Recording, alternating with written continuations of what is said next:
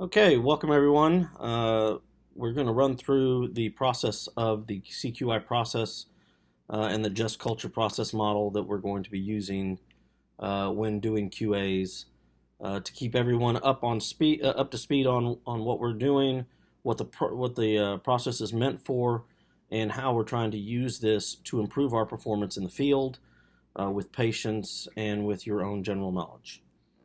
So moving on, the objectives of the CQI process. We're going to define it. We're going to define the Just Culture process model that we're using. We're going to talk about the Just Culture process software that we've gotten.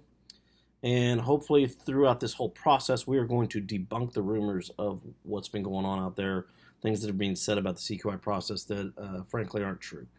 So sit back, relax, and let's get started. I grabbed my paramedic textbook, and it states that the CQI process is the ongoing study and improvement of a process, system, or organization.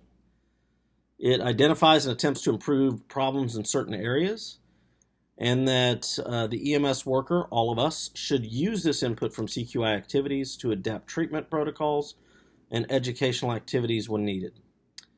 The goal of CQI is to find and fix problems in a positive manner. So this entire process is meant to make us better. It is not meant to go after people. It's not meant to criticize. It's meant to learn both on our end and hopefully on your end as the field providers that you are out there. We want everyone to be excellent. We want ESD48 to be an excellent service, and that's the point of this entire process. Chief Bank has placed the CQI process in our new updated guidelines. It's referenced under page CO7, and it's going to have 4 levels, which I'm going to run through fairly quickly here. Level 1, obviously the lowest level. This will typically just be handled with a crew, with the crew via an email. We'll send out an email, maybe follow-up questions about something that was documented, and it will be handled to that level. Next level is going to be considered mid-level. It will require a review with the crew in person. It may have a training component as needed, but typically it's going to be the crew, the EMS supervisor, Captain Rodriguez, and myself. The physician may call in, or he may be here in person. That will really be dictated by him as to whether or not he has the time to be a part of that process, or if it's something that he just trusts us to handle. Next level, considered a high level. This will include an EMS training component with possible improvement plan and a change in credentialing level if needed. Typically, a change in the credentialing level is going to be handled at the next level, but we'll go over that then. Those involved in this, the crew, the supervisor, the physician, the training officer, that's either Captain Rodriguez, myself, or both. But that's how that'll be handled. Last level, this is the highest level of the CQI process. If we hit level 4, then some things have really gone wrong. This could also have an immediate change in credentialing or suspension of practice authorization until we can get everyone in to review it. This will have an EMS training component. It'll have an individual learning plan, and everyone will be involved with this particular process: the crew, the supervisor, the doctor, the training officers, and even Chief Bank will be involved in this meeting. It does not mean that it is finalized. It just means that everyone will be involved in this, and then at that determination, it will be determined if there has to be a permanent change in credentialing level or suspension of practice or whatnot. And that as discussed later, will be mainly handled by the doc himself. So what we're going to do in order to make this possible is we're using the Just Culture process model. Just Culture is a process that takes bias out of the decision-making process on things. It makes it fair across the board for everyone. And this picture here is going to be the steps that we use as we move further and further into the CQI process. I took this image, I blew it up, and it is posted on the wall in the training office so that when you come in, you are welcome to look at it, go through it, see that you understand it, and know what steps we're taking in order to stay above board, in order to stay fair with everyone. The triangular portion at the bottom and the different colors there kind of determine where you are in the phases as far as what the outcome of this process would be. The Just Culture philosophy has 4 foundational elements that permit differentiation of innocent from blameworthy mistakes. Sometimes mistakes happen. We all know that. We're all human. We're all going to make mistakes. Sometimes we make choices that are not always the best. So that's kind of this Just Culture process will take us through that process and help us determine, was this human error? Was this something on our end on the training division that we did not cover? Was this something in the guidelines that we did not address? And therefore we can kind of use this not only to help you all in the field make better decisions, but also help us in the administrative end of things, making sure that we are giving you all the tools that you need to be successful. All right, so let's go over these foundational elements, and we'll go from there. The first one, obviously, individual practitioners should not be held accountable for system failings over which they have no control. So ultimately, something is not in the guidelines. Maybe there's something in the guidelines that's not on the truck, and that's our end of it. Not that you didn't check your truck, but maybe we forgot to put something in the bag that is already released. Something to that effect. Maybe we haven't trained you on a particular process or intervention that you need to know in order to do your job more effectively. And so it's not your fault as the individual provider if we didn't give you those tools to be successful. So that's the first element. The next one, that there are many errors that can represent predictable interactions between human operators and the systems in which you work, and recognizes that competent professionals make mistakes. Bottom line, we're human. We're going to make a mistake. It happens. We hope that it's not detrimental to our patient care and to the patient, but we do understand that mistakes happen. And so part of this process is to help us work through that and learn how to become better and hopefully not make a future mistake. The next step is that the Just Culture acknowledges that even competent professionals will develop unhealthy norms, shortcuts, workarounds, routine rule violations. We've all heard the statement that, what you learn in class is not the way we practice in the field. That's not what we really want to have. We want to have consistent treatment throughout the course of our patient interaction. We need to find out where people are making shortcuts, find out why they're making those shortcuts, and then repair the system so that that's not happening. Sometimes it's that 3 o'clock in the morning call, and we're just looking at it going, well, do I really need to put an X collar or a C collar on this patient? Can I just wrap it in the heart well? We need to make sure that we're constantly doing the best treatment we can do for our patients every single time. And then finally, Just Culture has zero tolerance for reckless behavior. That is when a provider decides to just do things for the sake of doing them, whether it means operating outside of their skill level, or the worst part of it, they choose not to operate within their skill level, and they just don't treat the patient like they should. They don't do something for whatever reason, and that's considered reckless behavior. And I can tell you, we will not tolerate reckless behavior. So how do we take these 4 foundational elements and tie them together to make sure that we're not just going after somebody or trying to be unfair? Well, we have purchased what's called the Just Culture Assessment Tools software. This is software that is on my computer at the moment. We're fixing to upgrade in the training division and put it both on not only my computer but also Captain Rodriguez's computer, so that when we walk through a QA, when we walk through the different ways that we're going to look at this, we can stay true to the Just Culture system. The software will serve as a guide when the EMS training division addresses employees whose behaviors do not align with organizational values or procedural rules. In short, they're stepping outside of the guidelines, and not always in the best interest of the patient. So this will help us as we walk through it. It'll ask the questions that are on that chart, and then we can answer, fill in what we know, and work through the process that way. The next thing, it gives us the ability to address an event, in this case obviously a call, and the people involved in a constructive way rather than reacting to an outcome. We're all told different things. Oh, you're not going to believe what so-and-so did. And we can have that emotional tie to, I can't believe they would do that.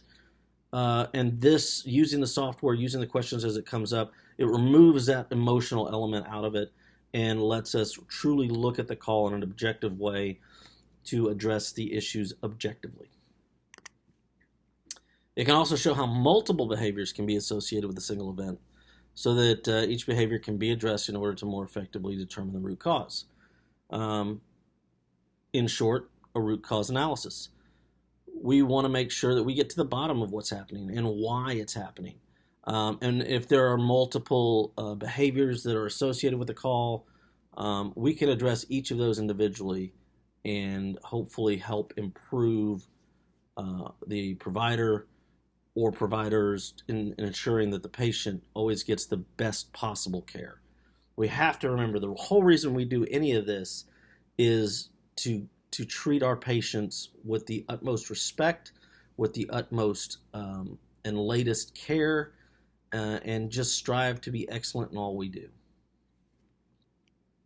So let's move on to rumors. Rumors are always the worst. Rumors take a little bit of truth and expound upon it for various reasons, whether it's fear, whether it's insubordination. I mean, there could be a lot of reasons. Sometimes it's just not knowing. And so that's what we want to eliminate here, is addressing these things, addressing the rumors specifically, so that we're not focused on what's not true. Obviously, the first rumor is it's a punitive process and not a learning tool. That we're looking to get rid of people, we're looking to fire people, we're looking to go after people. No, that's not true. So that's the first rumor we're gonna hit. People are one bad call away from being decredentialed. So there is some truth to that. We're always one bad call away from something, but if we work through this Just Culture process, one bad call should not dictate a decredentialing. It shouldn't dictate a suspension unless there's blatant things done, blatant disregard for the patient. But ultimately, no, we're not looking to just decredential someone. And then the last thing that we've heard of here, that people are being hit with multiple incidents in one QA. They're unprepared. They didn't get to look at the calls before the CQI process. That's not true. And we'll address that. So, first things first, CQI is not a punitive process. It is supposed to be a learning process. Maybe on a call you did something you thought was right and it wasn't. Maybe you know something that we don't. Obviously you were there, we weren't. We have the luxury of looking at the call after the fact without the stresses of what's going on those scenes. It's a learning experience for you as the provider and us as the training division. So the best way to do that is bring people in and ask questions. And the best way for you to help us is to explain things and then ask questions of what we're looking for. But it is not a punitive process. What it is it's to allow self-reported CQI to improve knowledge and performance, to obtain outcome requests that you may have regarding your patient, to clarify documentation, inconsistencies or treatment questions that we might have, and to learn about the thought process that you had during that treatment. There's just sometimes that on paper it looks one way, but in reality it looks another way, and so maybe even we improve the documentation process. Let's talk about decredentialing as well. All right, first of all, Dr. Reiniger and Dr. Gill are the only ones who can actually decredential any member of the EMS division. We practice under their license, and they have the right to prevent us from doing any harm to the patient in their name. They worked hard for their medical license. They've worked hard on their reputation. The last thing they want to do is just let some of us go out there and act like rogues and not take into regard their process. So, or excuse me, their medical license. So they have the right to say, nope, you're not going to practice. But in order for that to happen, I mean, it's going to have to basically be a really, really abusive process. And so that's why they'll be involved in a lot of the CQI process, so that they have an understanding of what's going on. They can clarify things and help us become better. That is the overall goal of all of this. If we get to the decredentialing, it's a severe sanction, and it can occur over repeated issues, things that we brought people in to talk about, and that when we're not seeing any improvement. Or it can be a situation where something really bad happens on a call. We find out about it, whether it's through a patient complaint, whether a crew complaint, whether another department, if we were doing a mutual aid, and we have to do something immediately until we can review the call with the crew, with the doc, and everybody involved. And that does lead us to that whole statement about, oh, you're only one call away from being decredentialed. The part of that that's true is if you have continued repeated clinical issues that you have not responded to, that you haven't responded to any training, it's an intentional behavior. Maybe you're in a bad mood. Maybe you've made this patient 10 times, or God forbid, it's a gross intentional act or duty that was done or not done regarding patient care. And I hope that none of us ever have that issue, but that's where you're going to see that. Ways to get decredentialed: falsification documentation, refusing to transport a patient to the hospital, assaulting a patient, gross negligence. For example, not recognizing that you intubated the esophagus and not the trachea, or just flat out lying about patient care or lack of patient care. And those are just some of the ways. There's probably a lot more ways that are listed there, but we're looking at the big things. We're not looking at little mistakes that we can learn from. Regarding the multiple incidents and the trending, we don't always catch something right off the bat.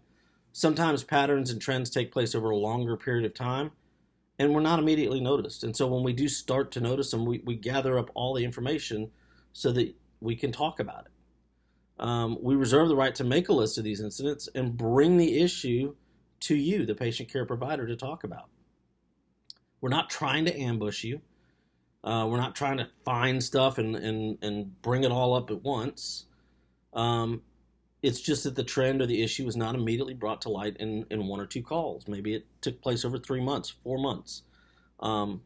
But it's all meant to figure out, hey, look, we're noticing this trend.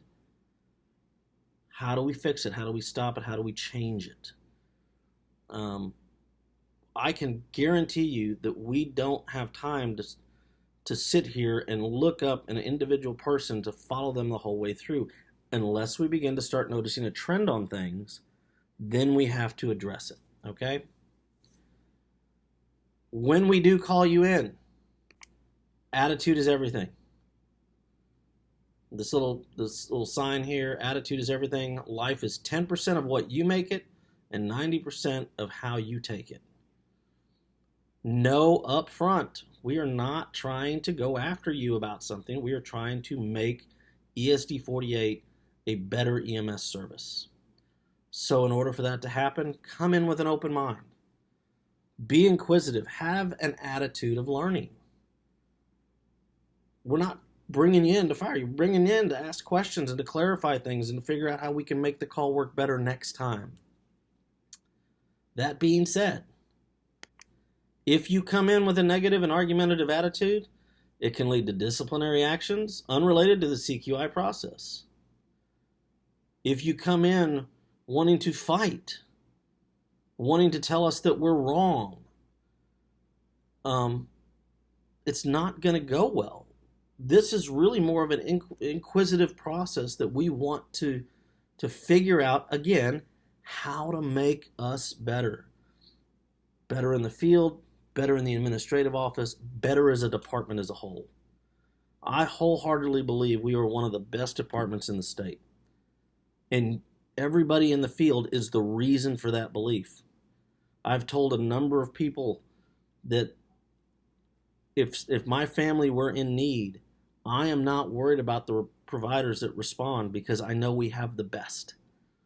You guys are the best. We want that to be the case always.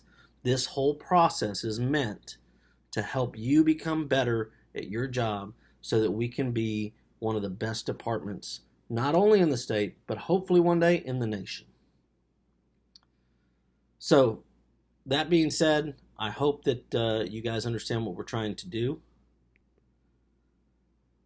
These are the references that I used to come up with this. If you have any questions, you're always welcome to reach out to my office. There will be a quiz at the end of this that you will need to take, and we will proceed from there. Thanks so much for your time, and I look forward to working with each of you to make this a better service. Thank you.